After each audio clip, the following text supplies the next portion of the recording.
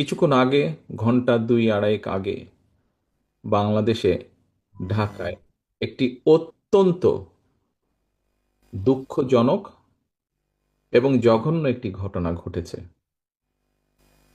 ইনকালাব মঞ্চের নেতা জনাব ওসমান হাদি, তাকে গুলি করা হয়েছে,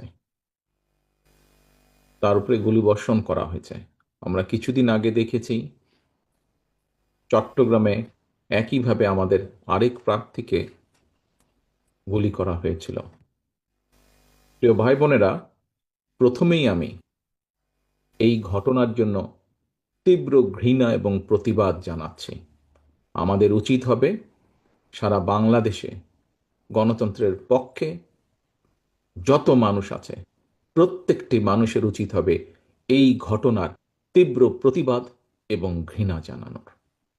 আসো, আমাদের আজকের এই অনুষ্ঠান থেকে আমরা এই ঘটনার প্রতি তীব্র ঘৃণা এবং প্রতিবাদ জানাই এবং একই সাথে বিএনপি এবং ছাত্র দলের দায়িত্বশীল একজন কর্মী হিসাবে আমাদের দায়িত্ব হবে প্রশাসনকে, যারা এই ঘটনার সুষ্ঠু তদন্ত করবে, তাদেরকে আমাদের অবস্থান থেকে